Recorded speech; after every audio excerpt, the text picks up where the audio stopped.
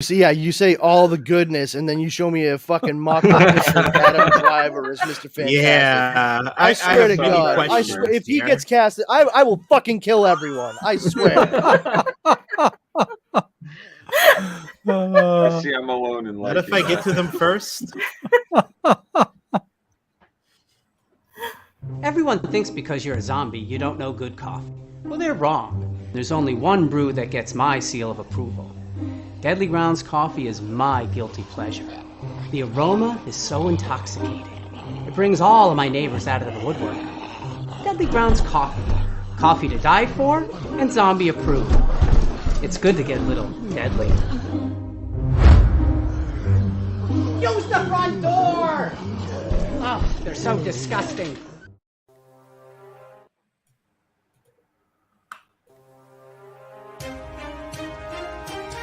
The Dorkening and all affiliated shows are not intended for anyone under the age of 18. The following may contain discussions or scenes that have adult situations, graphic violence, nudity, strong sexual content, and graphic language. This show is intended for mature audiences only. Viewer discretion is advised.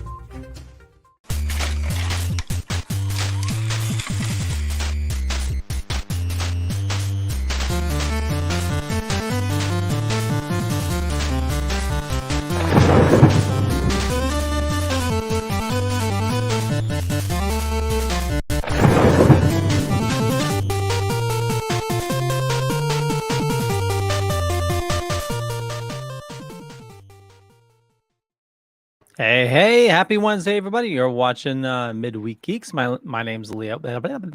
Yeah, we'll try that again. My name's Leo. I'm the monkey behind the keyboard here. We have an awesome show scheduled for you as always. And with us, Jar Jar. Hey, I'm here for the awesome show that's scheduled for us, as always. Yeah. Well, I'll let you know when it starts. All right, fantastic. So we'll go get a drink until then. Hey, everybody. Powerful Brennan. But instead, he showed up on this show. That's what I was gonna say. But hey, everyone out there. Hey, everyone in here, and to everyone at Marvel that may possibly be considering casting Adam Driver as Mr. Fantastic. May you have children just like you, and may your marinara sauce never cling to your pasta. Kari. Hey everybody, I'm here tonight to save myself the effort of typing in the comments. So much appreciated. Hi. Much appreciated. Hey, so Adam Driver as Mr. Fantastic. You're not loving it? It would driver me right away from the movie theater. Why? I like Adam Driver. I just don't like the idea of him as Mr. Fantastic. I don't buy it. What if they cut his hair? I like the anger. Or they get pin his ears back while they're fucking at it. Cut his hair. Like, listen, I already had to fucking watch this dude mope around in a fucking Disney-owned Star Wars franchise. Do I have to fucking watch him ignore Sue Storm as Mr. Fantastic in a new MCU Fantastic Four movie too? From what I saw with that rumor, it would be God, what's her name as Sue Storm? Samara Weaving. No, they had damn it, the girl playing or the woman playing Harley Quinn. Margot Robbie? Margot Robbie? Yeah. Is that the same where you found that rumor from, Leo? Yeah, and there's a female thing. Yeah. Oh yeah, I heard about this that. This was an April Fool's article. Probably not. It's not. It wasn't an April Fool's article, Yo-Yo. It was a grossly misinformed and speculative article, is what it was.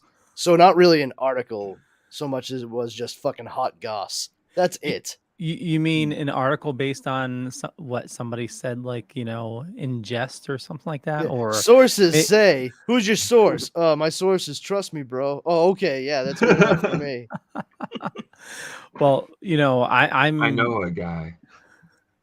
I'm just waiting for the article to start saying about Chris Pratt being Batman, because there already was like a joke thing about that earlier today. Well, James Jensen Ackles.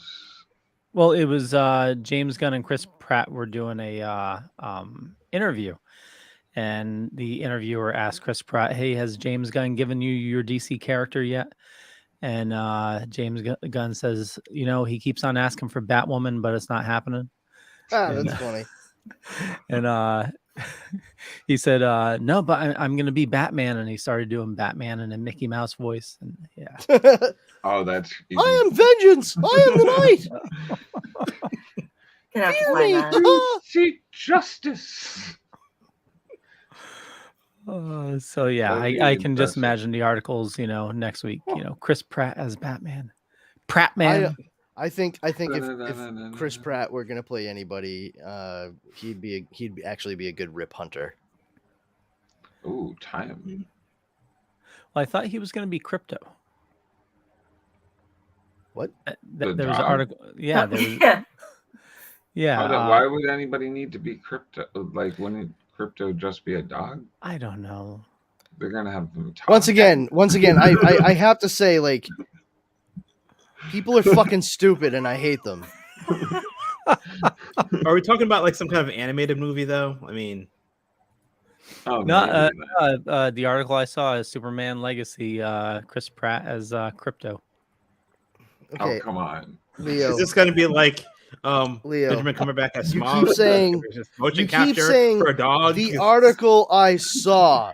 How about this one? Tell us where you're reading this, not just Antarctica. We got this covered. Oh, Maybe bounding into comics. I don't know. Hold on. what? No. It's on Reddit. And, I love it. It's one of them Bounding days. into comics, really? No. Okay, so comicbook.com, Superman Legacy director James Gunn and Chris Pratt just teased Crypto's live action debut. Really? James Gunn confirmed Jimmy Olsen was going to end up appearing in Superman Legacy. Well, he's too old to be Filmmaker Jimmy seemingly Olsen. confirmed another beloved supporting character as the last son of Krypton will be appearing in the upcoming blockbuster. Blah blah blah. And Chris Pratt in support of Guardian. Let's see. What about Chris Pratt as Perry White? Yeah, and it says Gunn joked that he wanted to cast Chris Pratt as Crypto. Yes. There's the Okay. key phrase right Joked. there. Gun joked. Leo, gun joked. Oh, And the Leo took article it I and read. ran with it. No. Leo, you're misrepresenting in part of what we do. No, I don't think it's funny, actually. No. I fight misinformation. We don't do that here. But you're not saying joked. You're saying in the article I read, and you're not really saying it tongue in cheek. You couldn't take that from my tone of voice. No, because your tone of voice stays the same. Leo, monotone pond. I was trying to sound ironically, or ironic, Leo, I sound like I snorted a Xanax before the show pond. Hey everyone, I've just watched my episodes of Bob Ross and having my hibiscus tea right before the episode started. And just to let you know, I read in an article that Chris Pratt is going to be playing Crypto in Superman Legacy. Are you serious? No, you can clearly tell by the tone of my voice that I'm joking. Oh, can I? Is that a thing? It should be.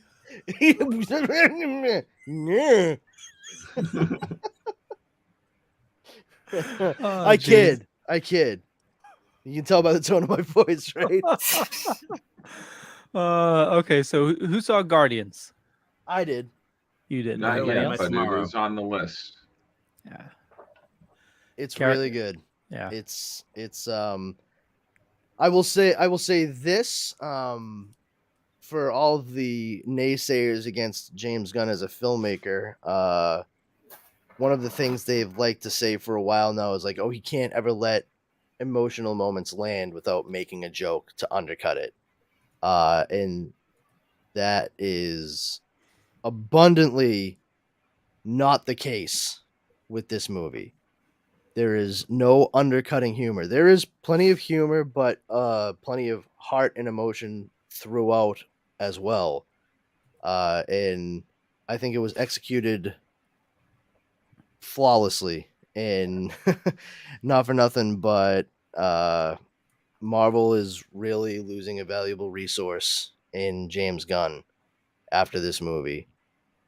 He had made mention recently that he was working on planning out like all the cosmic stuff for Marvel, for the MCU, and that all came to a bit of a halt once he was fired from Volume 3, and he eventually ended up becoming the co-CEO of DC Studios. So MCU's loss is DCU's gain, and from what I saw with the characterization and just overall execution of this script, we're in for some good stuff, I think, coming from DC Studios in the near future. So, stick that in your back pocket. Feel free to double check it when you see this movie.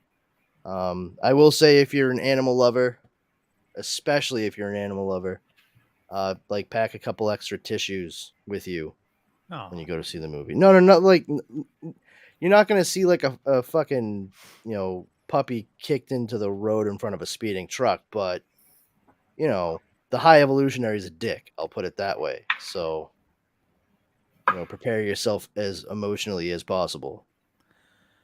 Will do. I plan to see it soon. Just need to find a time, which is. Happy anniversary, by the way, Leo. Oh, thank you. Almost forgot to say it. Much appreciated. Had a whole few hours to do it in, so got it covered now. Well, thank you. We took a little drive, took a nice walk, got Paul's pasta for dinner, which is friggin' amazing. And just I had some of that. You did? Paul's pasta, yeah. I stopped by and bought it when I was in Connecticut. Yeah, I remember that. And what did you? I forgot what you got. Alfredo. Okay. Like fettuccine Alfredo or something like pasta, that. I bet. Yeah, it was a pasta of some kind, I think. Yeah. It was good. Balls.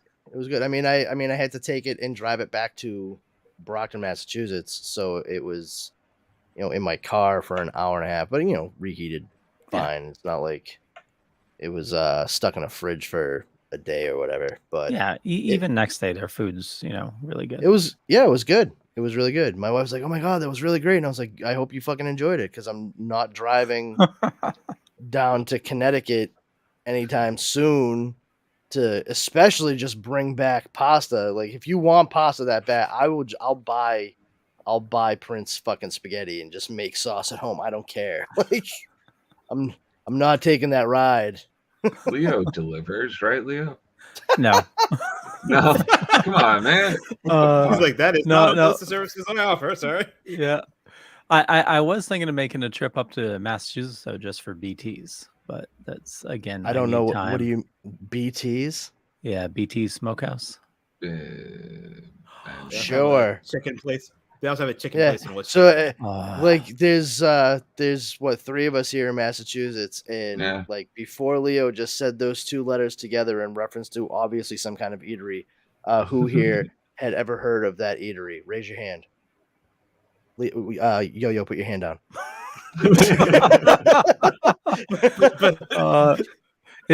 I'm only saying that because what you're doing is devastating to my case. I forgot what magazine rated it, but it was like rated like top 25 barbecue place on the East Coast. And it's in Massachusetts. Huh? Yeah, Gordon Ramsay was filming near there, and somebody got him that for like lunch, and he ordered them to like go back and get like one of everything. It's friggin' amazing. Go back and get me one of everything, you fucker. Stupid sandwich. What are you? I'm an idiot sandwich. Yes, an idiot sandwich. I have on my Echo. What's their location? Doing all that. What's that, you? For some odd reason, the Worcester location keeps having cars drive into it. I don't know if they just really want Oh. the chicken or that's happened Either multiple that or times. That goddamn coyote keeps painting tunnels on the side. Meep. So, Kari, you dropped a couple news items in my chat. Oh yeah. So I'm kind of more horror than anything else as far as my geekdoms go with. But the first thing I was doing a little reading today that I saw is that, and this isn't quite horror yet, but Mystery Science Theater 3000 has a new thing going on with the Gizmoplex, and I guess it's been going on for a little bit, but it's a new platform to watch them on. And I think I sent you something about them, but if you a picture or something, it's just gizmoplex.com, and you can go there, and for a free account you can stream anything that's been up for the past 10 years, and if you want to spend past then, you can subscribe to get some extra goodies, or to get free, like not free, but pay for it and then have a week to watch it, live performances that they do on some of their stuff. So I thought that was kind of cool. I haven't had a chance to watch it for a long time, so I'm kind of probably going to go and make my free account and catch up on some of those, because it's always fun. So there's that. Let's go and watch Mitchell. Oh man, if that's John Saxon, I'm screwed. I haven't watched Mystery. It's MSTK. MST3K. Yeah. I always love it. I can't do it. Probably like since I was a teenager. Like, yeah, they have all new characters on there. I don't even know who half those people are. Felicia Day's on there now. Actually, what's his name was running it? Mike Nelson. I think so. It would be the second guy. Because before that, it was Joel. No? Yeah, anyway. Joel Hodgson is doing that. Yeah, Joel Hodgson, yeah. Yeah. Did you ever see MST3K, the movie, Jeremy? No. Oh, you should check it out. It's a real treat. They do This Island Earth. I only caught always like really bad old movies, and they were really great. Yeah, like, you literally just described MST3K. Oh no, I was just saying I never caught the actual movie of it. I didn't know there was an actual movie, to tell you the truth. Yeah. It was one of those ones where I saw it because it was on Stars on cable when I was in junior high, and like just at the end of junior high, and I recorded it, and it was for me, like at that point in time, it was like a real high water mark, because it was, they really focused on solid jokes, and because it was Universal who was making the movie, making MST3K the movie, they said they gave them like their vault, and they picked This Island Earth, which is like a classic sci-fi, and it does have like quite a few fans. And it's more well known, but it is absolutely fucking stupid. But there are legitimate fans of it. Like, people love the mutants from Metaluna. It's a real thing. Like, and they really skewered the hell out of the movie, and there's a lot of jokes from that flick that to this day, like I still just say on a regular basis, mostly to make myself laugh, but you know, it usually works. It does look like actually Joel Hodgson is back. They got rid of the. He returned to Kickstarter, funding new episodes designed to run on this Gizmoplex, severing the chains of creative interference so that he could produce new episodes. And they tried to do a touring live show right when the pandemic hit, so that didn't work out so well. Yeah, so that's part of the other thing where they were trying to do the live shows, and you can see them there now. The next thing I just saw, they have confirmation now with. Oh, I'm sorry. I was gonna Oh, ask, no are problem. they still doing regular just television shows with the MST 3K? Yeah. No. No? Oh, that's too bad. It was on Netflix again for a little while, and that ended. It was with Jonah Ray. There will be some special content coming up, but I think that's more of what you're going to get there. I think the teenager would probably get a kick out of that stuff. I mean, like I said, you don't need a subscription to get a chance to see all the old stuff that's been up, so it'll be fun. Next thing I saw was Beetlejuice has now announced their release date for Beetlejuice 2. Oh. It's going to be on September 6th, 2024. It's supposed to go before the cameras in London starting today.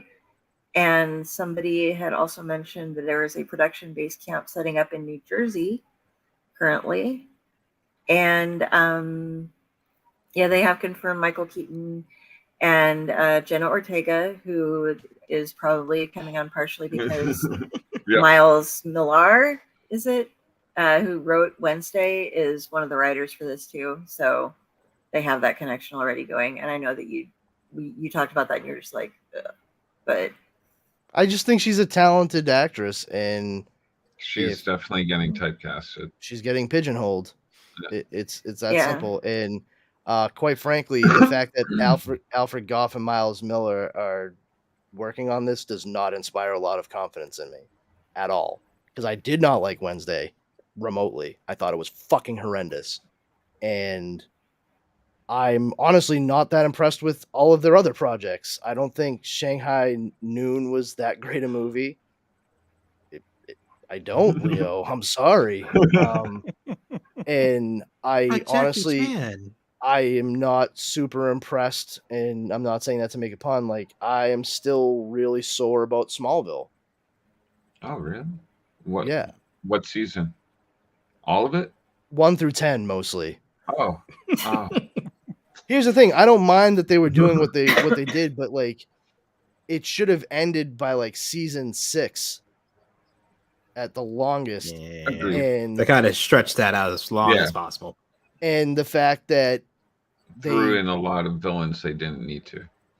Well, no, I mean, there was no payoff. Yeah. There was no payoff whatsoever. You know, the promise of doing inherent in doing a project like that is eventually, even if it's for just a couple of seconds, you are going to see that person become Superman. And once you see them fully realize the Superman, that's when the show ends. That makes perfect sense. The closest we get is Tom Welling running towards the screen, ripping his shirt open. And that's it after a decade. Isn't there like a blur, you know? I thought there was like a blur in the sky. Okay, is that literally what I just described, though, Leo? No. What I said was you get a couple of seconds where you actually see them fully realize the Superman, and then show ends. Like that is a reasonable expectation for an audience to have when you promise them a project like that. You say, like, hey, this is going to cover his whole thing leading up to him becoming Superman. So therefore, logically, the show ends when what? He becomes Superman. And we didn't get the full realization of that. But also, their shtick is always, let's give a secret origin or over-explain the origin of characters. Shanghai Noon was that. By the end of the movie, it ends up being an origin story for Wyatt Earp, because that's who Roy really is. Wednesday, it's the secret origin of Gomez and Morticia's marriage and how Wednesday suddenly has fucking superpowers. It just flies. In that show in particular, they changed the whole idea and conceit of the Addams Family. They're supposed to be weird and creepy and ooky and kooky, yes, but they are also supposed to exist within the world that we know.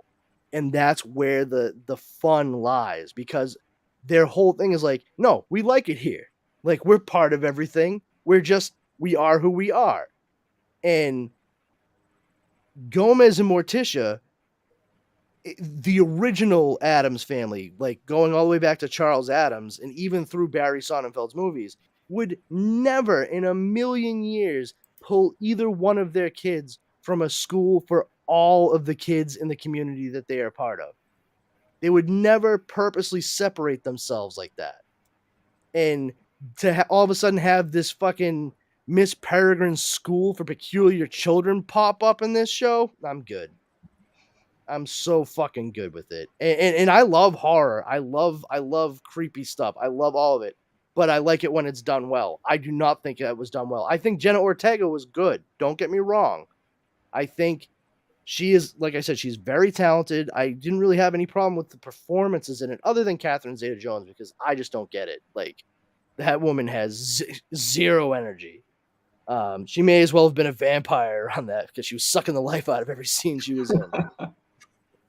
But honestly, like, it just changed so much of it, and that is all Alfred Gough and Miles Miller, and the fact that they're now working on a sequel to Beetlejuice that, like, let's be real, like, Let it die.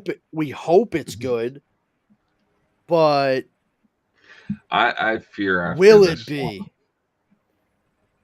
Yeah, I mean, they've been talking about doing this. done They've been 20 talking about years doing ago. this for years. The sequel was always going to be Beetlejuice Goes Hawaiian, you know. And I don't know. Like, I want it to be good, but I love the first movie, and I don't know, man. I feel like we're just probably going to end up in a copy and paste scenario a bit with the first movie, because Beetlejuice is going to show up and try to wrangle Jenna New Ortega's family. character into the same type of situation that he did with Lydia in the first movie. Oh God, I hope it doesn't end up being like that's Lydia and Beetlejuice's kid, that we missed out on something from behind the scenes, because that would be a really fucking weird origin story. I was thinking just more along the lines of, like, they're just gonna have him show up and try to marry Jenna Ortega's character the same way he did in the first movie with Winona Ryder's. Like, oh, cool, yeah. I could just watch the first movie again. Like, thanks for that, guys. And who's supposed to be directing it? Do we know? Is it Tim Burton? Yeah. Oh, it is Tim Burton. Oh, yeah. Yeah. Well, think we'll get a musical scene? I don't know. I mean, you got to remember, that was actually cleverly written into the script, because Harry Belafonte was music that Adam really enjoyed, and he was listening to it even before he died. So if you're going to work in music like that, how are you going to do it? Like, you're going to have other ghosts show up now wherever it is Lydia's living? I don't know. It's maybe Lydia and her husband crash this time, die somehow. I do think that it's probably going to be a lot of a rehash of the first one. Maybe, and this is Jenny, little Ortega is going to be their daughter, and trying to get them back. What was that? Yeah, I thought it was already confirmed that she's Winona Ryder's daughter. Yeah. Is it? Yeah. Yeah.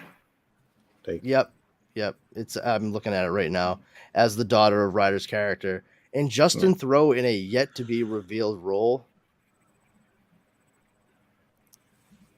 All right, stuff. Well, the son of Beetlejuice. I mean, honestly, that would have probably been a little bit more interesting, just because, I mean, less of a chance of it just being a rehash. And they literally could have named it that, and it would have harkened back to the 50s and 60s schlockfest that Tim Burton loves. Son of Beetlejuice. But then, of course, you run into a whole Son of the Mask scenario. Yeah. Oh, God. Jamie Kennedy. Yes. The less we think of that, the better. Well, in other sequel news, we got the trailer for the Meg 2. You know, That's a the dinosaur. first one actually scared me. And are they doing a dinosaur? Like, what's going on? I mean, it is a Call him out and see him. That was great. Wow, it's as big. No, as sir, that is a dinosaur. He has the tiny vestigial arms and everything. I see it. It walks on land. I know. Shark bait. Ooh-ha. So apparently, I think, was there a Meg 2 book? What? I didn't even know there was a Meg 1 book. Yeah, thank you. Well, the Meg was originally a book. I believe the dinosaur flashback scene was originally in the book. Oh, you guys with this live action Finding Nemo is really intense for me, man. I don't know. This looks absolutely goofy. It's Deep gonna be water Because so the long, first- excited about freaks it. me out. The first one was a cinematic masterpiece. This first one was pretty Citizen good. Kane. Stuff out in the water always freaks me out. I Yeah. don't know. Yeah, I don't really do like deep water stuff because of the same thing. Yeah. I'm just skeeved out by it. I live in like to take Nebraska. cruises and stuff. There is no ocean. So, Yeah, that's fair. so I'm assuming nobody saw the trailer. No. I watched Patsy's just watched review of it it now. actually for Throwback Thursday. There's a scene. Let me see if I can find it. Yeah. Is Cthulhu in it? No, Cthulhu. Oh my goodness, it's Yog Sothoth. Oh riding my a god, jet ski- he's got a samurai sword. Yeah. Oh god. This is gonna be awesome. The trench. Yeah. Just when you thought it was safe to go back in the water. I enjoyed the first one. I totally highly recommend watching it. You know, it's definitely They made this movie That's and one they with the little kid, right? They're on the underwater station. Yeah. Okay. Why do they always take little kids to places with dinosaurs and creepy shit? I mean, Parents. Because look, they're it's trying their education best that can to- eat you. They're They're all, trying their best to lose their kid in a tragic way. They just keep failing at it. I fucking hate Jurassic Park. I've had to watch every single. hated one of his them because grandkids. My mother loves them. I remember seeing the first Jurassic Park in the movie theater Same here. with two friends of mine. And when we walked out of the theater, they were so excited to go in and see it to begin with. And they were like, come on, let's go see Jurassic Park. And I was like, okay, sure, why not? Let's go watch the dinosaur movie. And we watched it. And when we walked out, they were like, that was insane. That was so fucking great. Oh my God. What'd you think? And I was like, man, there's going to be so many other movies with much better special effects now. This is incredible. And they're like, but what did you think about this movie? And I'm like, I feel like I just told you what I think about this movie. Is there's going to be so many other movies that have better special effects now. That was my takeaway as like a 12, 13-year-old kid. Like, I don't want to say I was jaded that early on, but dinosaurs were just something that never interested me. So me being forced to go see that movie because I was like outvoted by my friends, I had nothing to do but sit there and watch it like academically because I wasn't invested in it. Like, I watched the movie and I saw everything that was happening and I was like, oh, all right, sure.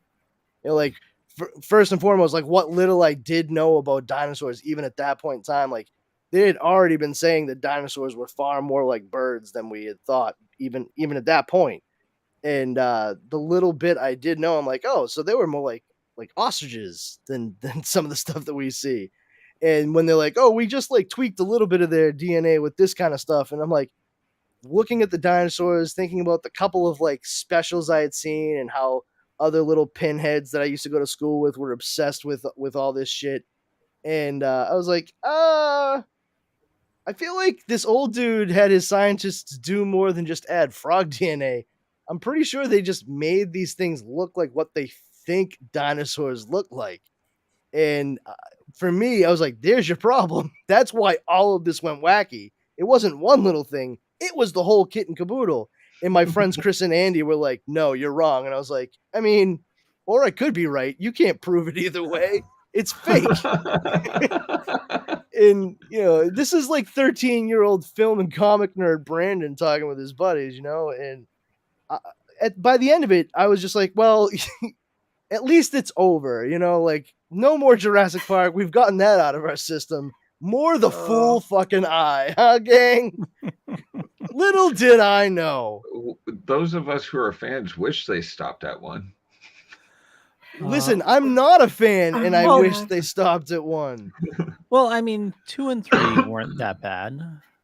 Oh, I thought really? 2 was ridiculous. 3? 3 was like, buddy, Leo. Unfortunately, I have. It's like I can't even justify 2. I have seen 2 and 3. Like those are the last Jurassic Park movies that I saw. I did not watch any of the Jurassic World movies. I had no desire. Mostly because I had seen Jurassic Park. I think I get it. Okay. But when I got to the end of 3, I was like, well, this was just an absolute abysmal waste of time and never again. I think the closest I got to Jurassic Park, even in that era, like right afterwards, was like, I think I maybe had to play the Super Nintendo game because there was like nothing else at my like mother's friend's house that her kid had like for Super Nintendo. I'm like, okay, I'll play this video game. Give me the Game Genie so I can beat it in an hour. Like that was the extent of it for me. And I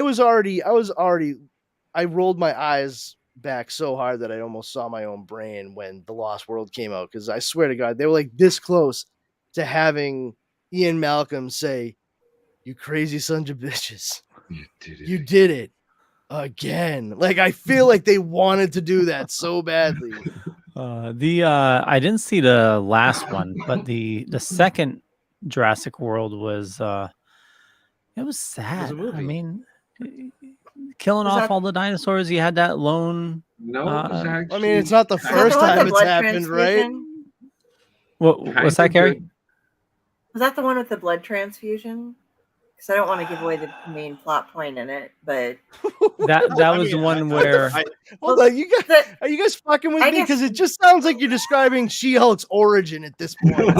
All right. No. They had to give Blue, the raptor, since they made the new dinosaur that was made up of like everything in the. Oh yeah, yeah. It's like, see, I really like the movie my brain is making right now. Camouflages and stuff. And they're like, okay, we have to go to the big badass dinosaur and get some of his blood because they used some of Blue's bloods in it. And I'm like, you need Steve there with your thinking, thinking chair so you can figure it all out. But it had the little girl that was like always talking to her grandpa, but he didn't have a granddaughter. Yeah. I've had to sit through all of them. I don't know the orders that they go in. I don't know much about it. But are there ghosts in this movie? Hold on, what the fuck is happening? What? They came out of the baseball field. Because I've never been more intrigued by this flick button at this point. Like now, I'm like kind of on board. I'm like, what the fuck is happening in this movie? If this is like a Jurassic Park 13 ghost situation, I'm fucking in. Like, that would be fun, actually. No, think about it, Brandon. He does a lot of cloning, and somehow Palpatine returned. It all makes sense now. They filled in the rest of his DNA with frog DNA. They cloned baby Blue, See, and the funny thing is I know you said Blue in like a raptor, and I'm fairly certain just from like preview stuff that I can surmise that Blue is like one of the raptors that Chris Pratt had like kind of a special connection to. Yeah, it was the blue one. That tracks then. But like my brain, in my having a 14-year younger sibling, immediately jumped to an adorable clue-finding puppy on a children's television show. So you're like, with Blue and the blood transfusion, I'm like, man, this dog is adventurous. He skidooed like fuck to get over there, man. We just figured out Blue's Clues. I'm I down. I know Really it's CGI, but when they're like destroying the island and they're trying to get the dinosaurs off the island, and you had that lone, That brontosaurus sad. like at the dock. Oh my god, my heart That broke is right there. wicked sad. Yeah. Yeah. I know it's CGI, but it's still you feel for the fake dinosaur. You feel for the pixels. You really feel for the pixels. Let me rephrase that for you slightly, and Could not be even in slightly terminology animatronic. involving special effects for movies. You really feel for that abomination of science that shouldn't exist whatsoever. Yes. Yeah, man.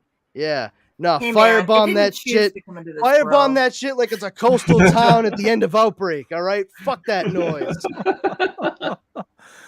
Hey, if you saw a baby in the 80s, then that was a great movie. We still have brontosauruses around. They're just hidden in the. I would be in a fucking jet over that island, about to slap a giant red button, and turn to like the guy next to me, like, "Hey, do you know what barbecued dinosaur meat smells like? No. You're about to find out. There you go. You'll finally get a chance to see what those brontosaurus ribs that Fred Flintstone was ordering at the drive-thru was all about." Bronto burgers. This got dark. This got real dark.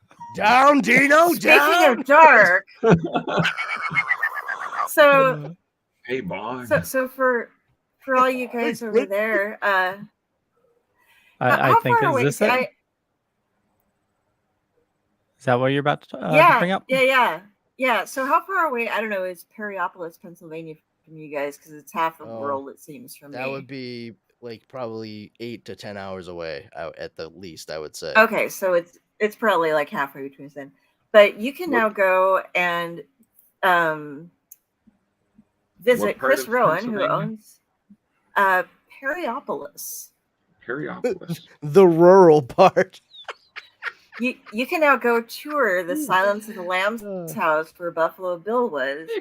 And it's $69 a night, but they've made all these really fun little. So he's just totally cashing in on it. There's $69 for a tour, but you can also book rooms, and they have the Clarice room, the Buffalo Bill room, and is there a hole? The Lecter room. but they do weird shit. Yes. Okay, that was the cool thing. I sent Leo pictures of it. Tom Savini designed the hole. And it's only 4 feet deep, so you can't actually fall down and die, but you can see on there they kind of are cheesing it up a little bit. Like they have a Dr. Lecter standing in there, which never happened. But they have Why are there tigers there? They have a 4-foot deep hole, so you can take pictures looking up and looking down with the dog, a stuffed one, a bucket, and a hose. And this just cracked me the hell up when I saw this. I was like, I'd love to. I'd be like, can I just answer your door for the next person that shows up, please?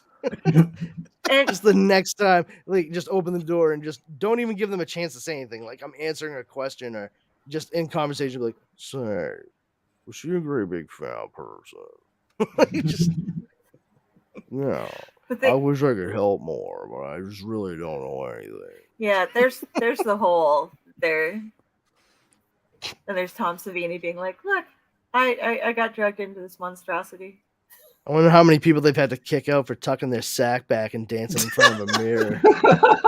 Oh my god, so I'd fuck me hard. Would you fuck me? I'd fuck me. I'd fuck me so hard.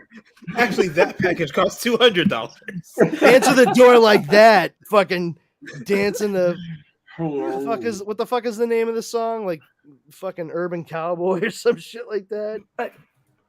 Serious quote from the article about it. The interactive wall set complements Buffalo Bill's workshop of horrors, also located in the basement of the house, where Rowan, who is an art director and prop stylist by profession, has recreated the famous Buffalo Bill's dance set from the film, complete with a vintage Singer sewing machine, disco ball, 4 female mannequins dressed to resemble the ones in the movie, as well as a full-length mirror and Buffalo Bill style kimono for guests' use, designed to help Oh my fans God. get their tuck on while they live out their Buffalo Bill That fantasies. is a package. To truly set the mood, Goodbye Horses, the haunting song that plays during the famous Buffalo Bill dance scene, goes on autoplay as folks enter the basement.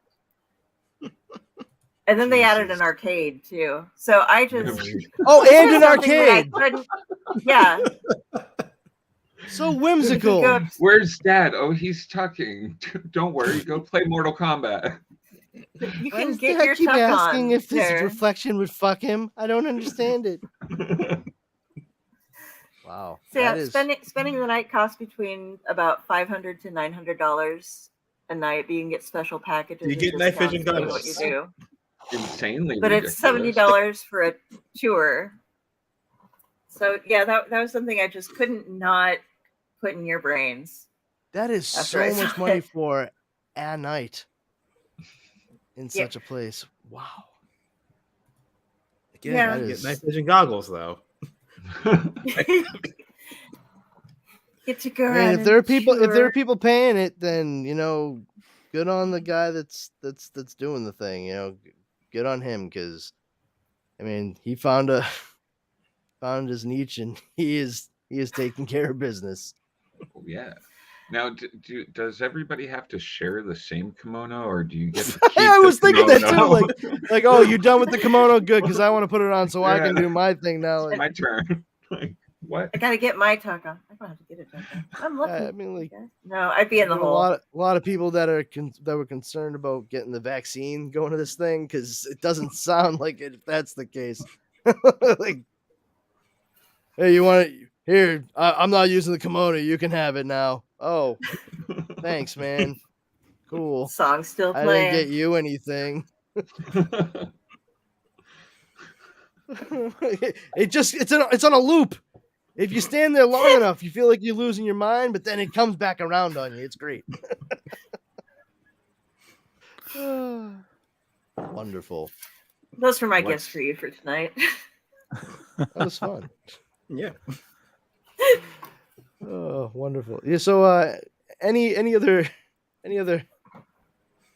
geeky things to talk about, Leo? I think there was a site for exploring the Starship Enterprise. I don't know if you saw about that. The website?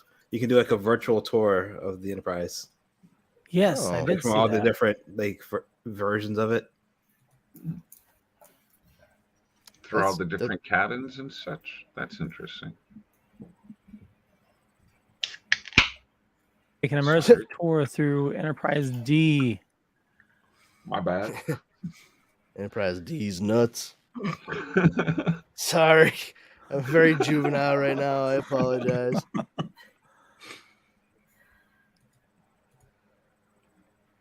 Come on, leave me alone. Picard. This is not a spoiler by any stretch, but Amanda Plummer does show up in the 3rd season of Star Trek Picard, and she is, I'm pretty sure, the first person I've ever heard actually say his name with the proper French pronunciation. She doesn't ever call him Picard. She calls him Picard. God, we needed you the other night when we were sitting around. I feel like everybody needs me every night. That's why I have I Need a Hero by Bonnie Tyler constantly playing in my head. Like, I've literally walked into rooms where my wife is sitting by herself, and I'm like, did you just say you need a hero, or is that still just the theme music? I can't even remember what we were talking about, but it was just like, yeah, the movie with the guy who played Picard. So Picard was in it, and what were we talking about, Shireen? It was no like idea. last week, so it just kept bouncing around to. Oh, Dune, probably. I think. Oh yeah, we couldn't remember which. We were trying to figure out which episode of Dune or which version of Dune he'd seen, and it was like, did it have a Picard or? Oh yeah, I totally screwed up. On Nobody the knew actor any who name. played, Did it have Kyle Eric. MacLachlan from Twin Peaks? Did it have like 5 other people from Twin Peaks? There were just like 3 or 4 names that just kept coming, but it was just like the Was Miguel Ferrer in it? name. Yeah, the whole episode was we can't remember the name, but they were in this movie. Oh yeah, no, Yes. it definitely sounds Yeah. like that was a That job for guy. Brendan, man. Yeah. That other Where guy who were was with you? him, you know, he drove the car. The guy who was in the thing with that other guy who did that Yeah. other thing. Oh one. yeah, that guy. I get it. Uh, So what do you got next for us there, Leo? Good times. That was the best. Remember that? let's see. The new Rise of the Beast trailer came out. Yeah, The new one. Yep, I saw that in the theater. Yeah, I saw it in the theater, and yeah, I'm if I were like that into Transformers, I'd be the luckiest guy. But I haven't been that into the movies and since I think the first or second one. I did like Dark Side of the Moon, or what was that? yeah, I think it was, or was it Dark of the Moon? All I remember is being on a date, seeing one of them, and finding out that Michael Jackson died. That's it. That's Oh wow, in the movie. Shia LaBeouf just told us. I was like, "What the fuck?" I was very, very topical. No, yeah, absolutely in the movie, Jeremy. It was at that moment that Sorry. that Yo-Yo realized that fucking Moonwalker wasn't actually a prequel to Transformers. My Breaking God. news. This just in. Well, Let's he hang up did on- turn into a robot in the video game, right? I think he Yeah, did in the he did. Sega Genesis The game. Sega yeah. Genesis game, yeah. Yeah. I mean, I've been actually trying to get the treasury size comic book of that. It's pretty expensive though. It's a pain in the ass. you should probably just give up then. Oh no. It's hard, man. Just give up. I set myself a budget and I will hunt until I get it at my price point or lower.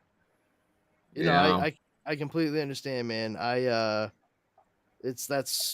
lucked out because when I bought Booster Gold a couple months ago, Booster Gold #1, Mm. I was looking all over and it was, graded by the CGC, and I was just like, Jesus Christ, these prices are astronomical. And then I found a CGC graded copy, and let me see here. Hold on. Oh, move my things away from it. Yeah. It's broken. So 9.6. Oh, nice. Yeah. And I ended up getting it for $250. That's very Listen to nice. auction guy over here. Oh. Oh. Oh my. Yeah, it's so I was like I was actually like doing a show with Leo and Justin, recording a podcast when I bought it. And I was like, fuck it, I bought it, guys. I got it. It's recorded. It's somewhere there. And I was just like, after a while, a few minutes after talking about it, I was like, you know what, that is too good a price to just not jump on and purchase. And next thing I knew, everything blew up to like Oh yeah. As soon as Three- the announcement hit, it's ridiculous. 3 to 4 times that. And I was like, well, that was a good investment then. Good for me. I don't have many of Yes. those with comics. I usually just buy them to read them. So like, if I open this up, it's fine, right? Don't do it. Well, actually, isn't there like collectors doing that? They're There are people that buy slabs specifically and then rip them open. It's kind of like people who go out and buy like old school toys, and they'll rip them right open, just for the sake of being a toy person. They're like, this is what you're supposed to do with toys, and take all the value and be like, fuck you. Okay, well, I mean, I got Listen, the knife and the couch. listen, Teddy, if you want to go on a you- if rampage you- with me. if you were purchasing toys like for the most part, unless it's like an exorbitantly high price, you know what I mean? But for the most part, like if you're getting them, like I totally understand, you know, going after if you go after closed ones, why bother opening it? But otherwise, like Yeah. if you're just gonna collect the toy and you're just looking for something in good condition, you know what? Do whatever the fuck you want. Oh with it. yeah, absolutely. Yeah. But it sounds to me too like some people would do that because they may have a decent sized collection of such things themselves, and that helps to fucking bump up what they actually plan on holding on to sell. You know, the more open things there are and that decrease in value, the better off the things that you hold on to that maintain and increase will be. I like that theory as well, because that just means all my stuff goes up in value when they do whatever they do. Oh, But cool. So this is your fucking villain origin. yes, The opener. Fanrific. I've been attacked by heat, so now I don't have anything on the walls except for like a few little. Oh no. Yeah, it's getting sad up in here. Ah, Find something I to do- hang all your chips. Did I tell you I picked up a boxed Optimus Prime, but it's a Yeah, the repro. repro, yeah. Yeah, it's totally do I have it in reachable? You gonna open it though? I'm thinking about it. Let me Yeah, grab it. Do it. yeah, listen He to this just guy. left us. Yeah. It's because it wasn't Open it. reachable. That's, Yes, open it. yeah, exactly. Like we didn't just have a full fucking conversation about this, and Jeremy's like, you know what, I'm up for it. Do that shit. And Leah's like, I might open it, and then we have fucking Jeremy fucking like mincing like Vincent Price in the fucking bottom square. Just yes, open it, Leo. Open it. Like, I'm totally Yes. thinking about opening Off it. to the side, he has a bunch of them. Sure. Actually, I'm open it up, Leo. We want to see it. See, I've watched people bust open their Boba Fett's and stuff. So Toys those, are more fun. I that sit there way. and just watch them, and I go, those things are so much better when they're still in the box and stuff. is that this the thing- new one or the old one? No, this is old. This is Oh original. wow. Yeah, Empire Strikes Back, beautiful fucking card. Oh Like, wow. Still got the original. If I can get the price tag to show up. Oh, $249, I think it was. Yeah. Wow. But I picked it up for $50.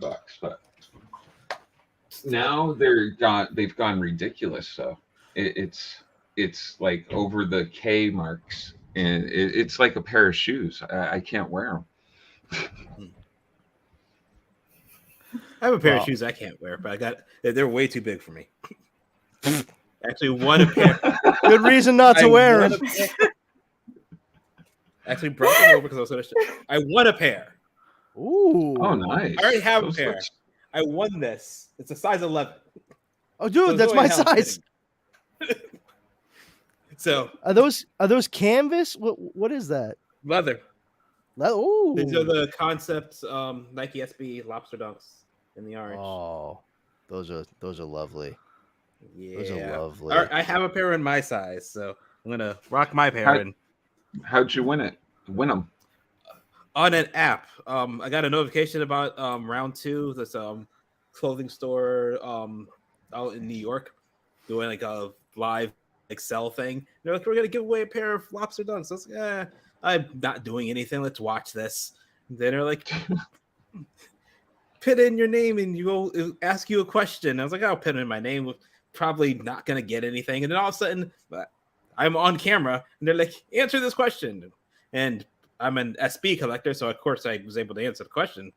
So yeah, Good for you, man. Fantastic. Holy shit. That's fan-freaking-tastic. That's fucking awesome. Yeah. So- Even Can I if ever they ask- landed on me, they'd have been like, answer this question. I'd be like, just go to the next guy. I'm not even gonna bother answering it. I can tell you right now, I don't know. Just go ahead. Move on. Yeah, unless it's easy Star Wars questions, I don't got a clue. Does this involve pop culture? No, it's about shoes. Yep, move along. I know what I like, and that's it. Like I see it. I'm like, I like that. I want that. There's no info backed up in this area for the most part when it comes to sneakers. Yeah. It's a purely visual love. And I've lucked out that some of the things that I love the look of have also been incredibly comfortable. But that is key. It is absolutely key. But otherwise, if you were to ask me specific questions, I'd be like, what is they go on your feet? I don't know. Mids. No, high tops. Then I get one shot. Okay, move along. Do either of you have the Nike Decades though?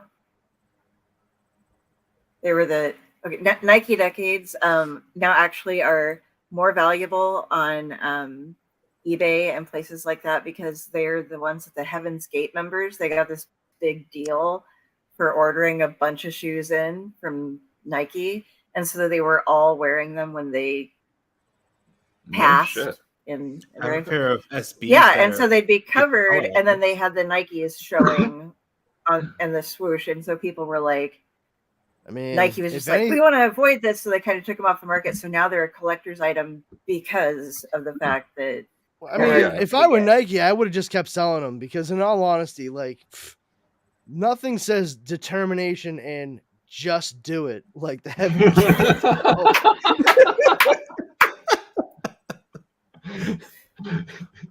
Thank you, everybody. That's my time. The Kool-Aid of the inside tongue, just. Oh, cool. Hey, this is pretty good Kool-Aid. What? Did you put something else in this? What's in this? Have another sip, and I'll tell you. Okay. How do you feel about drinking antifreeze? Jonestown recreation. How do you feel about drinking antifreeze? I'm against it. Might want to rethink that stance. What? That's my only issue trivia. Those guys were a bunch of fucking nutter bars. Jesus, Mary and Joseph. Imagine being able to hitch a fucking ride on a Comet because you fucking murked yourself wearing a tracksuit and Nikes. Like, that's where I tried to fly to get on the Comet. Disparate, crazy things just mushed into a ball of fucking wackadoo. Like, it's so. Oh my god, it's unfathomably insane.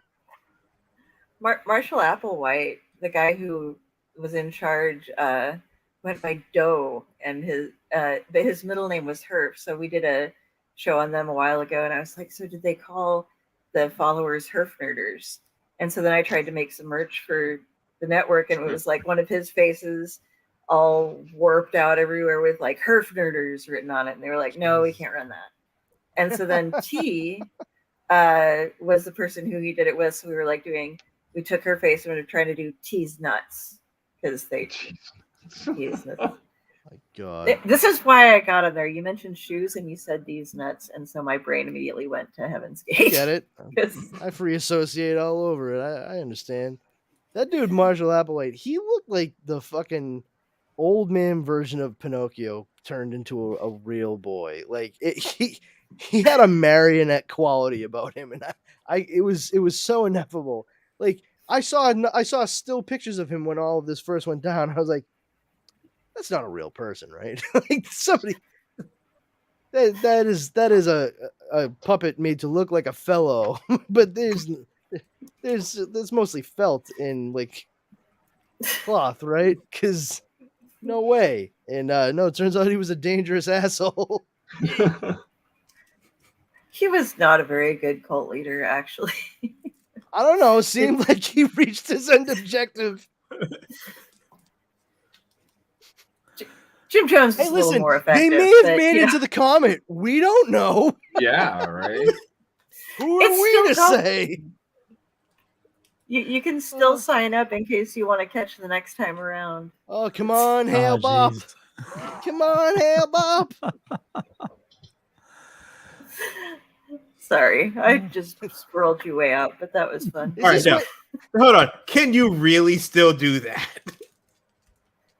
Yeah, their website is still up and functioning. Oh god! Oh my god. Who was I so don't paying think for this? You would think Someone that has they'd to be pay to playing maintain. "Swinging on a Star" by Bing Crosby on a record that was just like on a loop when they were I love that offing song. themselves. Drink up, kids. Well, Gremlins 2 trailer dropped. Well, not That Gremlins is quite 2. the segue. Sorry, Secrets of the Mogwai, the full trailer. I watched that. Why? I watched Because it. Leo Why? made me. Mogwai. Look how I cute Gizmo is. I would like the 2 minutes that felt like an eternity back.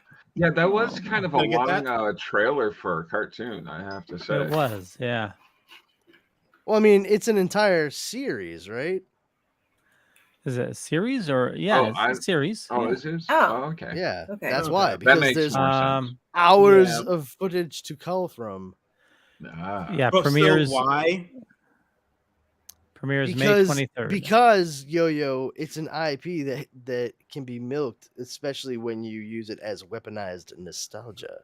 All the people that are like me that have kids, younger kids, so not my age kids will probably be like, no, not for my taste. But the people that love Gremlins and see this and they have younger kids, they're gonna be all over it.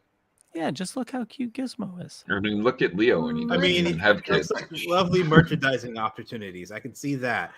But Merchandising. Baby Yoda and little baby Gizmo. Oh my god, could you imagine? No, I can't. I don't want to. You can't make me. You're not the boss of my imagination, Leo. I do what I want.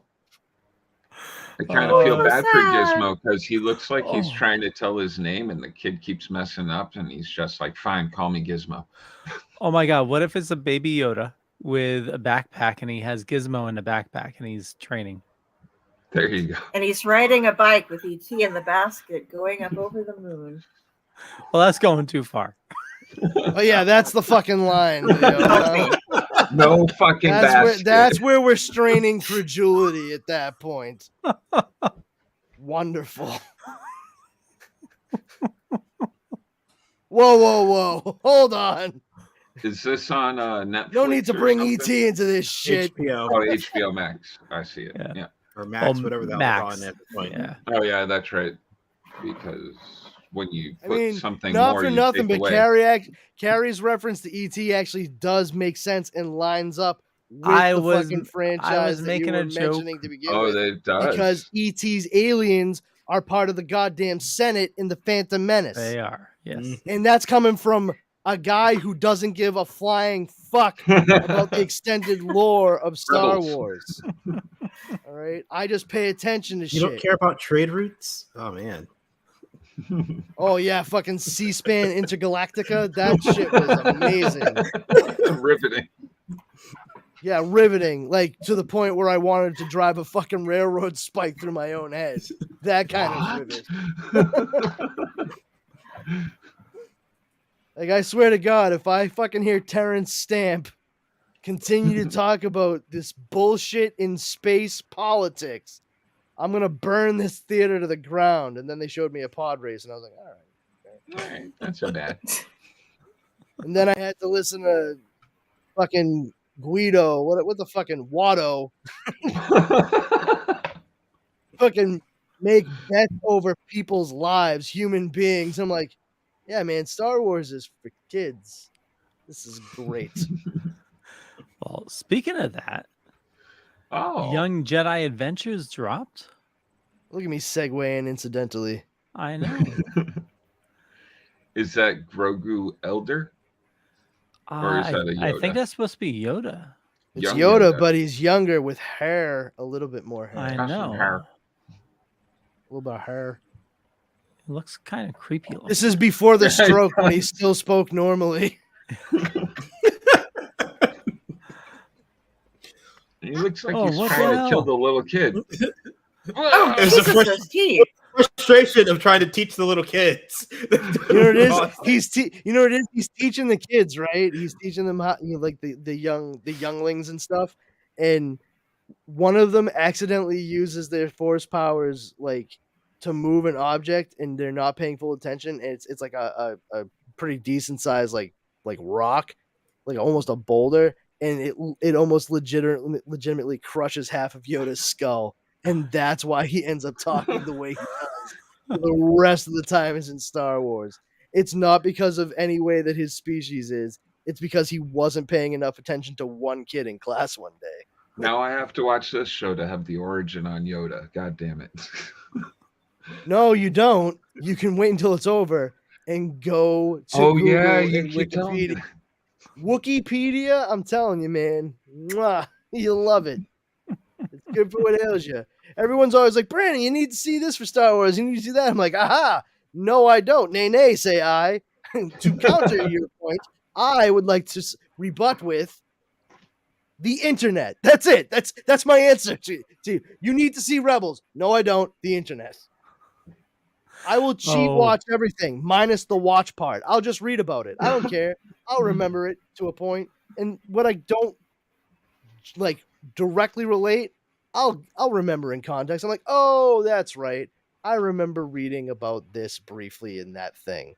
Cliff notes are fine with me. There's so much other stuff out there. Just give me the gist. You know, I don't even. It's like The Princess Bride. Let me explain. There's no time. All right, let me sum up. Like that's what I want. Well, I'm going with what Eric Burnham said last night. I would only have to start from season 4 of Rebels to get the gist of the whole show. So that works for me. Yeah, that's what he said. I'm like, all right, rules. I'm gonna go with what Brandon said and Wikipedia. Just go to Wikipedia and shit. Just be like, oh, I need to know this thing about Star Wars. Doot, doot, doot. Oh, look, I just learned that thing about Star Wars. Total time elapsed 7 seconds. I don't know about you guys, but if I do the math, that's a whole lot less than watching a shitload of fucking episodes of television shows. Just saying. Also, numerous books and comics. Ugh, who has the time? I don't have time for the comic books I've been into since I was a fucking 4-year-old. I'm going to go out of my way and adopt a whole new universe on top of that. To that I say,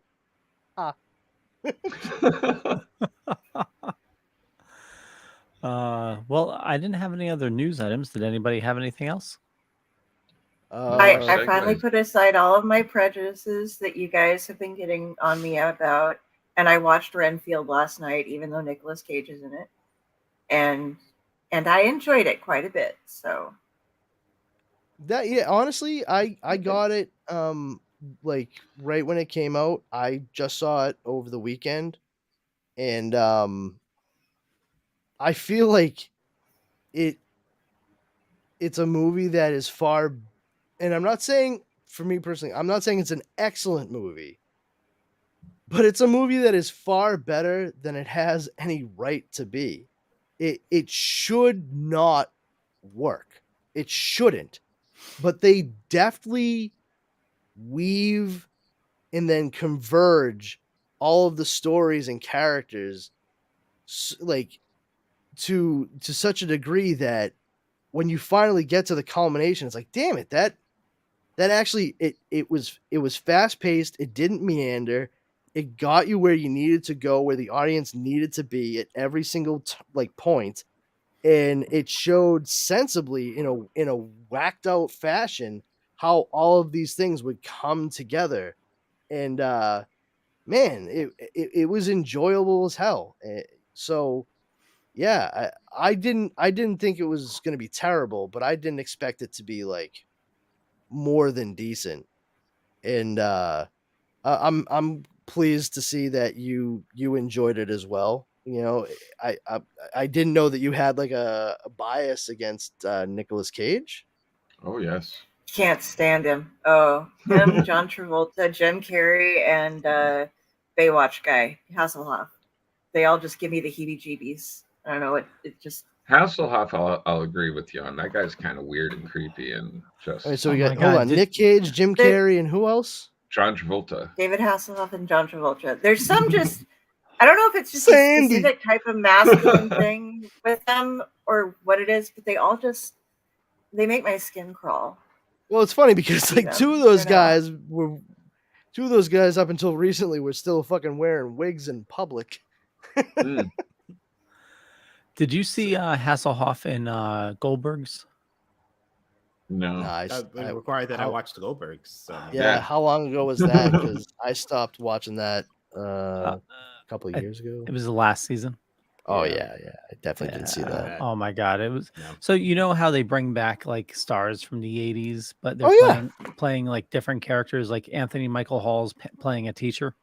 Yep. So they bring what the fuck's his name? I just forgot. David Hasselhoff. David Hasselhoff. Yep.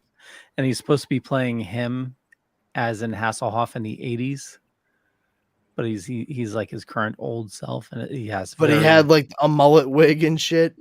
I think so, yeah. And Knight Rider. Was it Knight Rider? Yes, yeah, it was Knight Rider. Yeah, you bet your sweet I've been Biffy in the 80s it was Knight Rider. Yeah, I was thinking Baywatch, but Baywatch Mr. Feeney. What are we doing today? Hurry up! I still have to go home. Didn't and Mr. Feeney homework? turn like 90 or something like that? What was that? The actor who played Mr. Feeney. William Daniels. Yeah, didn't he just recently turn 90? Really? Just double check. Yeah, he did. He did. You're right. He did. Wow. I saw something about that. Yeah. His wife is an actress too. 96. 96. No God. shit. It's like Hume Cronin and he Jessica was still Tandy. I thought he was still doing taunts and stuff at just a few years ago. Yeah, He was. he was with the cast from Boy Meets World. No shit. That's fucking futz. Yeah. When I get to that age, somebody if I'm not pooping myself, just leave me alone. If I am pooping myself, leave me alone too. Just real quick, because I know none of you care, but Goldberg's did end. Its finale was last week. Oh. How did it end? With the credits. With the credits. Oh shit! Dude, we just said it. Damn, Nice. Actually, it was pretty good. It was a Back to the Future episode. He ended up. They hadn't done that already. They did, but he needs to drive somewhere fast, and his grandfather gives him the DeLorean that's just been sitting in the garage. That's just been sitting in the garage. Yeah. He says his son gave him this old car, his old clunker, and he whips the tarp off, and it's the DeLorean. My God. And they woke up, and it was all just a dream. Yeah. Well, speaking about Adam Goldberg, he's one of the producers on the Muppets Mayhem series that just dropped on Disney Plus today. Oh, that dropped today. Dropped today, yeah. I was surprised myself. I watched the first episode this evening. It was pretty good. I mean, it's pretty standard for a Muppets type deal. That's all I'm hoping for. You have your human main character, and then the Dr. Teeth and the Electric Mayhem stuff goes on. It's kind of funny. Like, they're super popular. One of the conceits is, this isn't really giving anything away because I only watched the first episode anyway. But they've been popular since they were the house band for the Muppet Show, and they've been on tour ever since. That's the thing. They've never stopped being on tour. So they've never made a single fucking album, but they have like 8 million innumerable fans. And it's a fucking riot to me, especially because like it opens up on them singing I Want to Rock and Roll All Night by Kiss. And I'm like, so their concerts are them performing songs by other bands? I mean, is it any wonder that they're just touring and not recording an album? But I mean, they do like get to original songs, what have you, which it turns out, as I was watching the credits, the songs were all written by Linda Perry for the series. if you're not familiar, Linda Perry was the front woman for the 90s band Four Non Blondes. They had a hit, What's going on? What's up? What's Up is It's actually called the name of the What's song. Up. But the My mom chorus can is sing What's that. Going On. I can almost sing it for Christ's sake. I mean, Linda Perry. But the up goes and deep. then it's Cher-esque. But it's a great song. It really is. But very 90s, very much so. Hey, yeah. And but I mean, she's been writing songs for a while, like for other like artists, pop artists, rock artists, stuff like that. Like she wrote the Pink song, what is it? Get This Party Started or whatever it is. Is that the Bananas one? No, that's No. Gwen Stefani. No, that's not Gwen Stefani. Oh. Bananas. What? Holler Back Girl. Oh, Holler Holler Back Back- Girl. Holler Jesus Back Christ, the Girl. Bananas song. Woo! Yikes. Get the Party Started by Pink. Linda Perry wrote that. And, she's kind of found her niche in the music industry. She stopped performing as much and hangs back and actually creates music now, which is kind of cool. I dig that. She was married to like Sarah Gilbert for a while from Roseanne. Really? Yep. Did not They know that. had a kid, maybe two. But yeah. And I think she's actually originally from Massachusetts. Pretty sure. Now I'm gonna look it up. But yeah, I'm fairly certain. Springfield. Oh, Thank you. my way. Yeah. So from like one of the nice parts of Massachusetts. Springfield. If you say so. I mean, I say so, but my tongue was planted firmly in my cheek. You can tell by my tone of voice. Comes back around, kids. It's kind of crazy. The older Linda Perry gets, the more she starts to look like, Steven Tyler. It's kind of nuts. Well, that's unfortunate. Yeah, I mean, because, not too unfortunate, because Steven Tyler looks like he's an old Gorgeous woman. Yeah, just the woman who's just spent a little bit too much time in the sun. That's really, Oh, I think I got a picture of Steven Tyler. Let me bring it up. Oh, I'm sorry. Just keeps one randomly. Oh. Why? Why did you do that? Why? Let the heat flow through you. My goodness gracious. Yeah. This So is brand.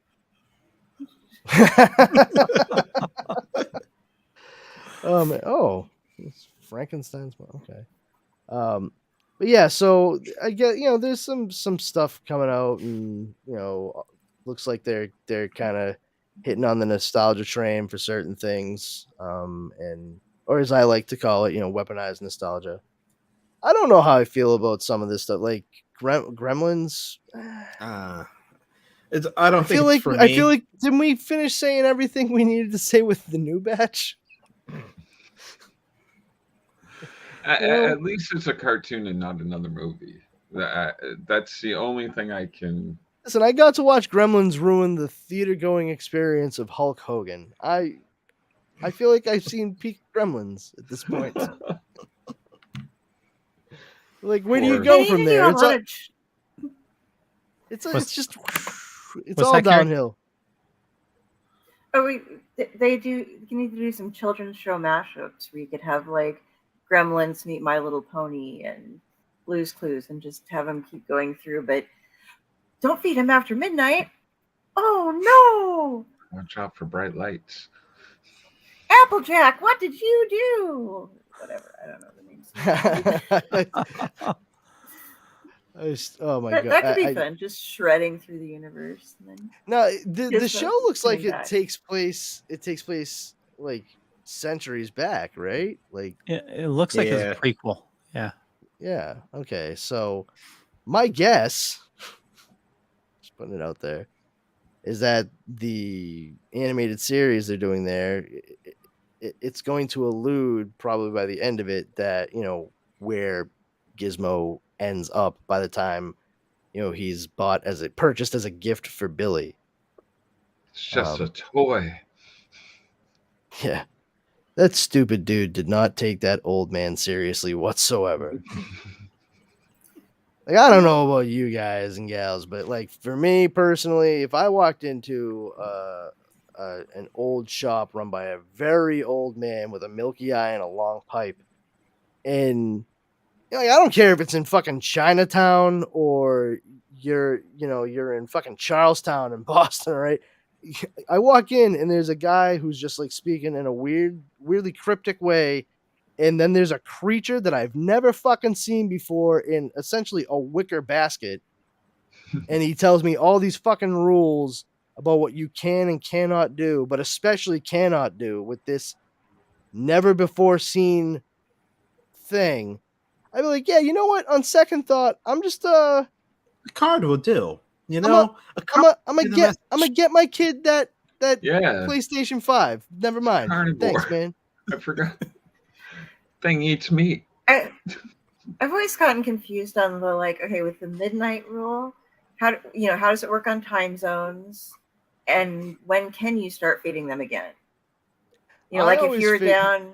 God damn, it's 12 o'clock. It's after midnight in Tokyo. I always figured Shit. like my view of it, just especially because of the implication of how the father purchased the Mogwai, all right, purchased Gizmo. There was obviously a mystical aspect to the creature. So insofar as the time zone thing, I feel like that answers itself. Like it would be the time zone of wherever the creature happened to be at any point in time. And then it would probably I would say logically would be sun up. Once the sun has come up, then you could feed them again. And what's that, Leo? I mean, technically, the sun's always up. Just like... But does it once again? It sticks with the area where they currently are. I know. I just up had in the Arctic where it's like. Well, then you don't want that to fucking happen, Jeremy. But what about daylight saving? There's your Gremlins 3. Fucking Gremlins meets John Carpenter's The Thing. 30 days. When we go to Laughlin, 30 days of night. Go to Laughlin. I'm in Bullhead City. We go back and forth, and it's like time zone, different time zone. Then or daylight savings. Daylight time. Yeah. Again, you guys are missing 30 Days of Night. I love that movie. Okay. It's such an awesome movie, but imagine a gremlin in that situation. That would be fun. Merry Christmas. Here you go, Billy. I got you a gift. Did you drink my Christmas money again, Pops? Shut up and enjoy your stupid Mogwai. Here, I got it off a Chinese guy in Chinatown. Yeah, I mean, not to let it get wet, but this is dry gin. He said dry clean only, and then make sure you don't eat it. You don't eat it. Yeah, just don't eat it. That's what he said. Here you go. Yeah, why do you smell like Bushmills? Shut up and go to bed with your talking pillow. Leave me the fuck alone, kid.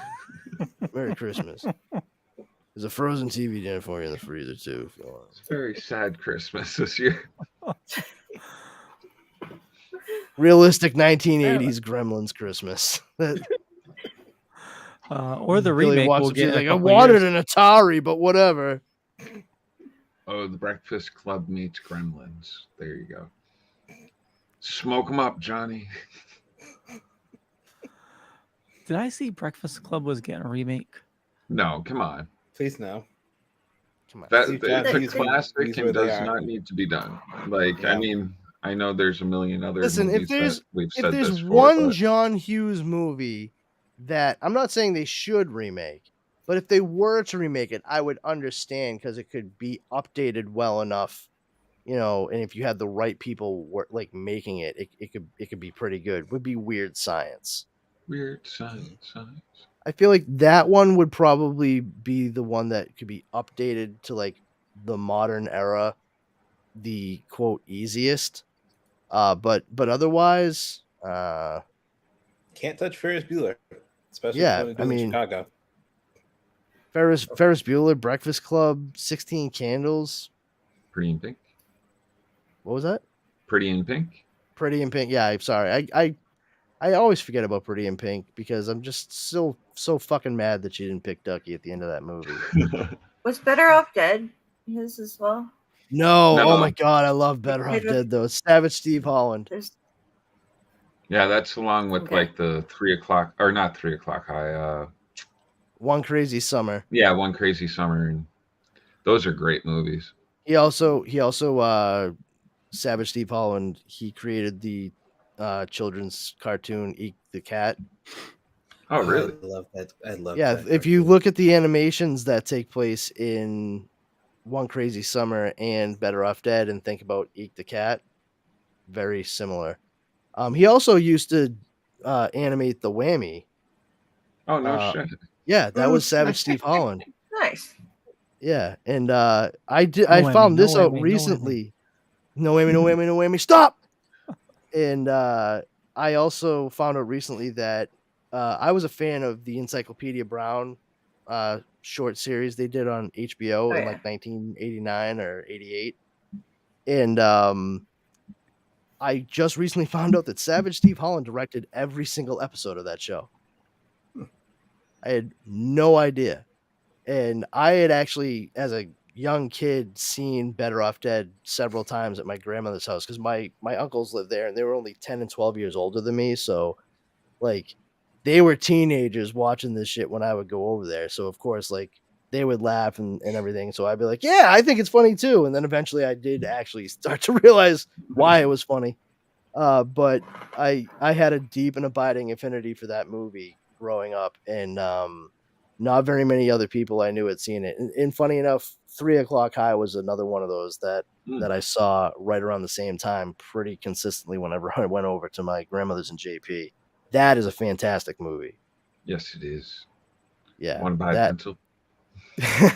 That would be an interesting one to see updated, but like that, it was such a it was They so could much totally do it with the whole bully kind of. but in the presumption too, like of Jerry. Yeah.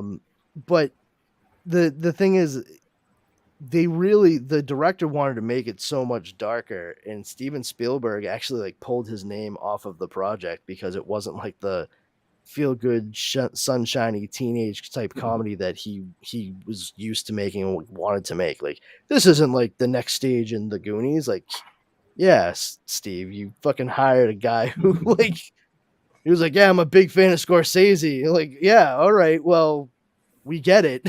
Like, I see the style here. So what's your favorite movie? Dog Day Afternoon. Yeah, that tracks. I get it. Sidney Lumet, eh? All right, yeah.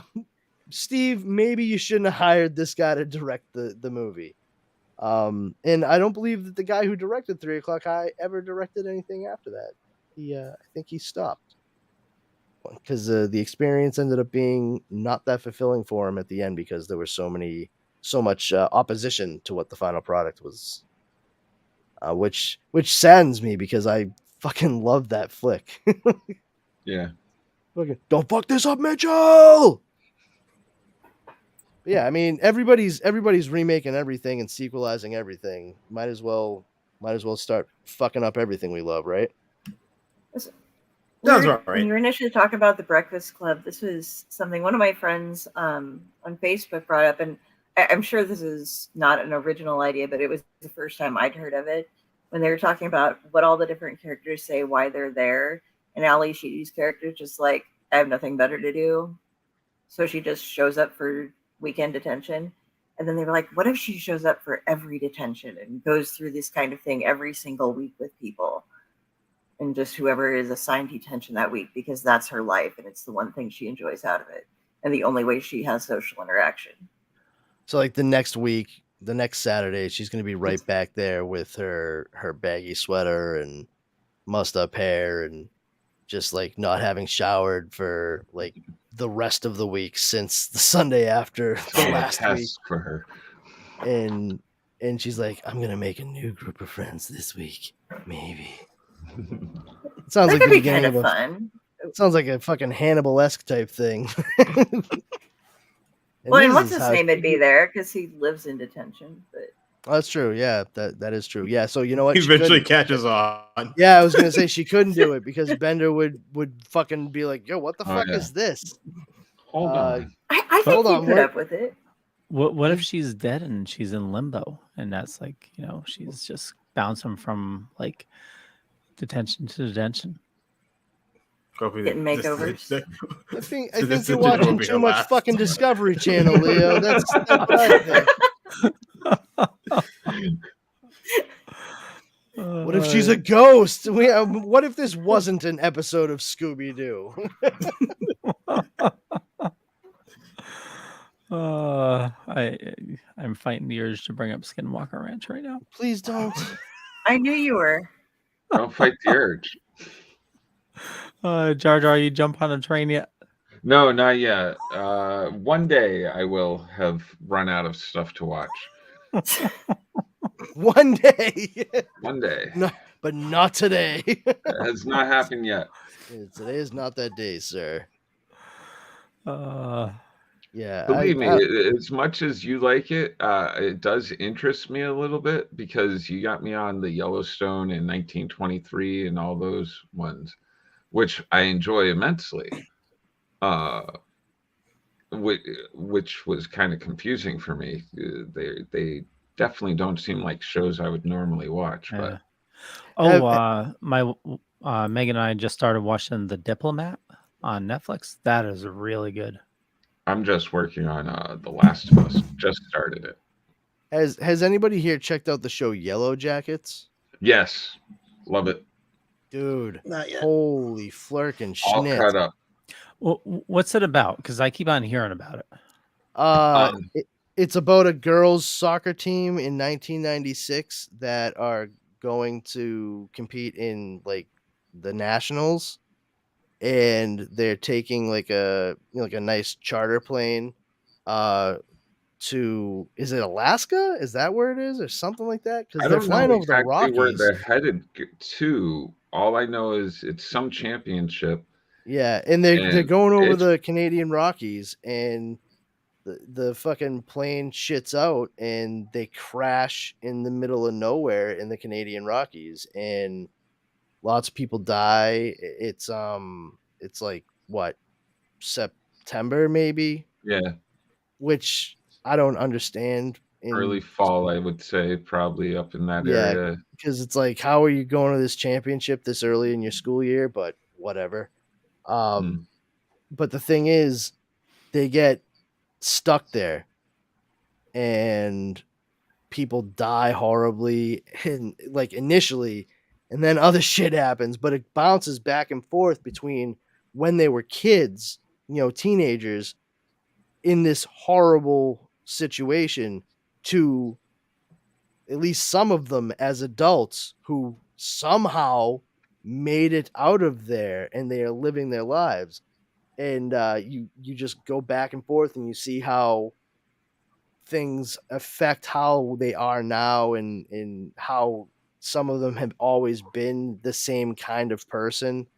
The adults are played primarily in the first season by Melanie Linsky, the New Zealand actress. She's been in a lot of stuff. She played Rose on 2.5 Men for years. She a clone?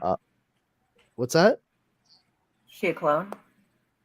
A clone? New Zealand. She's a New Oh, Zealand. yeah. She's a fucking Jango Fett clone. I'm from New Zealand. She actually does a really good American accent. I will does. absolutely give her that. You wouldn't know unless you like read up or saw her in like Heavenly Creatures or something. But then one of the other characters is played by Tawny Cypress, who played Simone Devereaux in the first season of Heroes. She dated the heroin addicted artist Isaac, who could see into the future and paint like his visions. And then Christina Ricci plays one of the grown up versions of the girls who was on the in the woods. It's fucking great and crazy. It's like Lord of the It's Lord of the yeah, Flies combined with Alive with a smattering of Lost. yeah. There's even a slight supernatural feel to it. That's Like why I not said smattering of yeah, Lost. yeah, There's yeah, a little bit of some seemingly supernatural intrigue. yeah, Uh yeah, and it's I we just caught up with the most recent episode in the second season. It just came back on May 5th. We managed to get right up to that point, and yeah. boom, as soon as it premiered, we were on it. So now we're week to week, which is like fucking torture. Yep. But there's some really great and really horrible and horrific stuff that happens in this series, and also some really goofy shit too. Not campy. It doesn't take you out of it. It's sort of mundanity, real world. This is just too funny to not laugh at kind of stuff. Yeah, and Um, definitely a lot of 90s nostalgia. oh Like yeah, for sure. tons the music, the whole soundtrack is all 90s. All 90s. I believe Alanis Morissette Oh yeah. composed the opening song, which the show doesn't have a proper opening credits sequence until like episode 3. Up until that point, it just kind of like starts, and that's that. But yeah, lots of 90s music. Like holy crap! If you're into that, then you are in for a treat. Yes. Good Yeah, stuff. I can't recommend that enough. You'd probably dig it, Kari. Like you dig Oh yeah, everything you dig sounds. horror. Yeah, Yeah. I honestly like. I kind of like the fact that it was created especially because of Lord of the Flies. One of the two creators of the show, I can't remember her name. It's her and a guy. I can't remember who either one of them are. They're new to me. I'll know them inside of a year, I'm sure. But they she said that when she was younger, she read a quote from William Golding, who wrote Lord of the Flies, and he basically said like, oh, this happened on this island because it was a group of like teenage boys. This would never happen if it were women. And his statement is intended to be a compliment, saying like women are far more civilized than men. That kind of stuff wouldn't go down. And she kind of was like, fuck that shit. Like women are terrible too. and like to her power, like to give power to what she said, like she it really stuck in her craw, and she was like, no, I really want to explore this. And the lens through which it's told, like none of it is seemingly like disingenuous.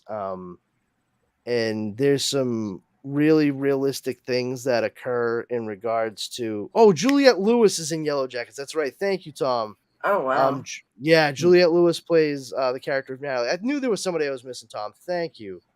And oh my god, the girl that plays the younger version of her character, Natalie, they don't look alike. I will go so far as to say like the young actress, the young woman playing the younger version of Juliette Lewis's character, she is a much prettier individual than Juliette Lewis ever was. I would say However, that's the oddest casting. no, it's not though, because they sound Oh, they exactly do. alike. The voices are like The voice is perfect. fucking uncanny. It is like I honestly think because of the fact that she sounds so much like Juliette Lewis, that it's funny enough the best casting of all of them. Although it is interesting, I learned that the young woman that plays the young version of Melanie Linsky's character, she actually dyed her hair brunette Oh, and wears brown contacts in order to match more closely what Melanie Linsky looks like. well, they did very well doing that Yep. because, like, good lord. And the woman Tawny Cypress, who plays Thaisa, the older actress, she has beautiful piercing green eyes. She's a statuesque black woman. Her story and- is fucking crazy, by Oh, the way. it's fucking nuts too. I know. But her eyes, like they're just fucking beautifully green and piercing. She wears brown contacts, so she looks more like the young actress playing her, like playing the same character. And it's effective enough to a point. Like there's something about colored contacts like that, though. You can always kind of tell when Yeah. it's not quite right, because the brown, when light hits her a certain way, it has more of like a reddish tint to it. It's just like when you put blue contacts on somebody who has like dark brown eyes, like Brandon Routh in Superman Returns. Like that just doesn't look correct, sir. There's something off about that. But yeah, like the lengths they go to really make sure that there's connectivity in the story overall. Holy hell. Like I legitimately have no idea where this story is going to No, go. it's some weeks I even sit there and I'm just like, my God, this has gone off the rails. I don't know if I can. And then it- they boomerang Yeah. it and you're like, oh shit, they God damn it. Yeah. I will Yep. say, Okay. I called a certain thing and my wife was just like, no, it's gonna be this. And I was like, oh, I didn't even think that at all. I thought it was this. And then it ended up being that, and I was like, you can mark that on the board. That's one for Where's the showing now? What's it on? Showtime? It's on Showtime, yeah. Yeah. Okay. But if you're super nice to Leo, Yeah, it's already there.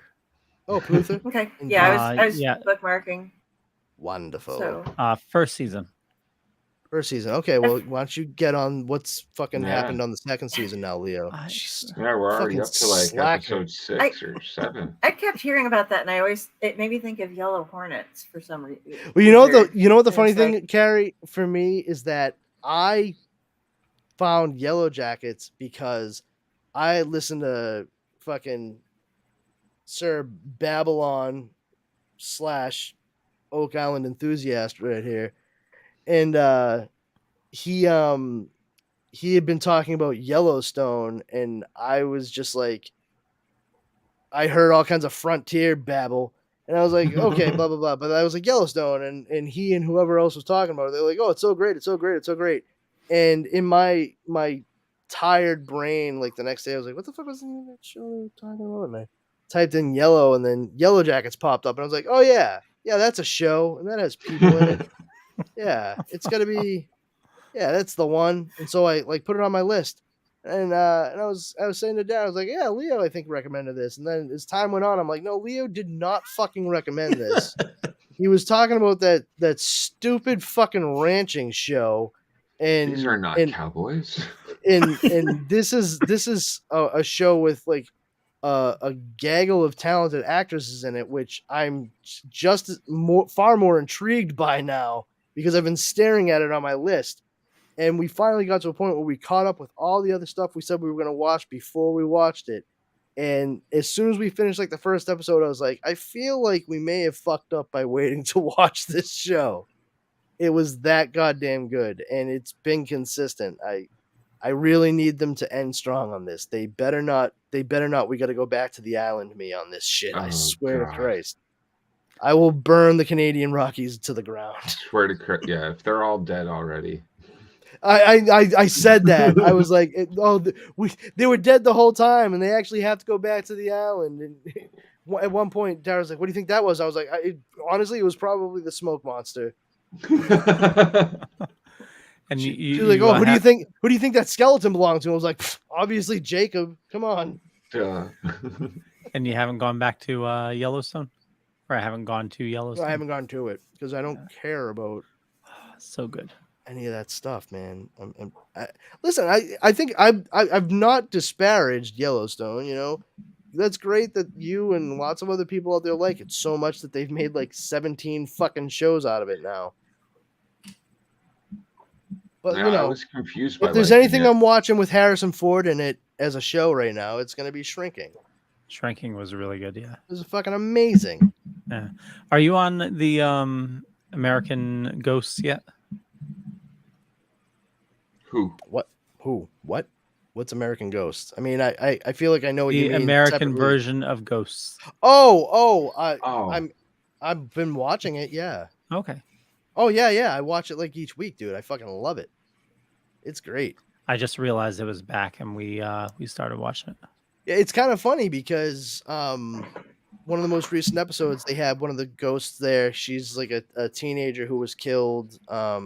Yeah, with the chainsaw, right? Yeah, drunk after prom, kind of. Yeah. And so she's just like a moody hormonal teenager who's like, oh, I got killed on prom night. I didn't even get to go to prom, and I'm stuck here with you losers.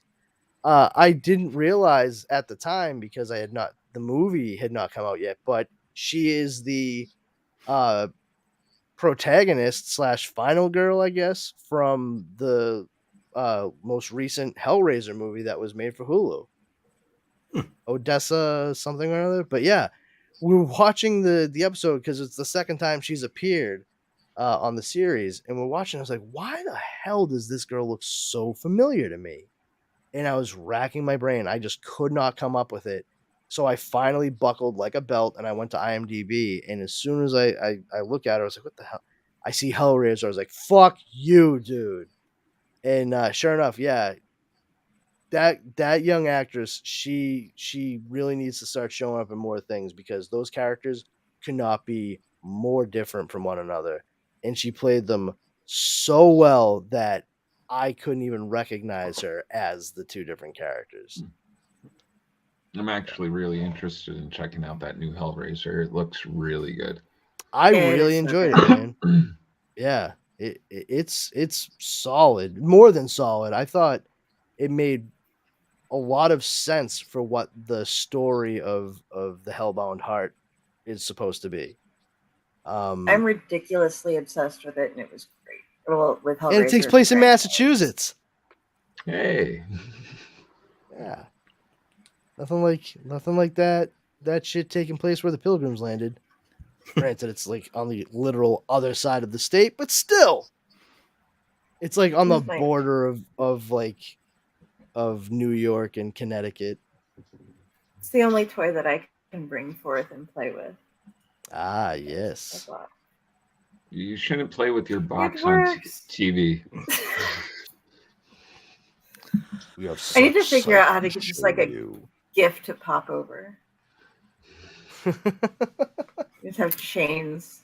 My screen just drips in blood every time. Well, on that note, we should wrap things up. I have an early morning. Yeah.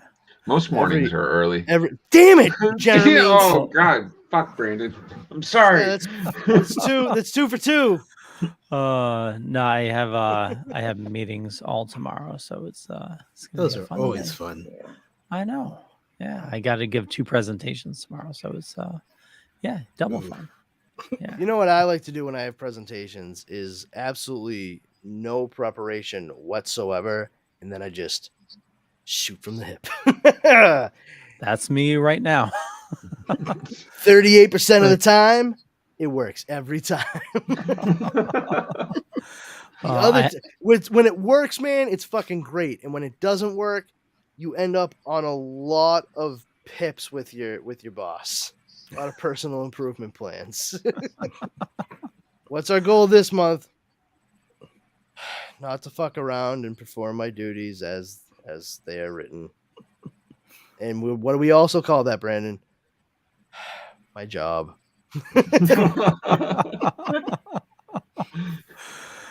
Well, on that note, I want to thank everybody for watching. You know me. Just Google me. You'll find a bunch of stuff. Could be true, could be not. But I run Dorkening Podcast Network. You just head on over to thedorkening.com. You can learn more there. I do this show with these fine people. Also, you can find me on some other shows that Brandon will talk about.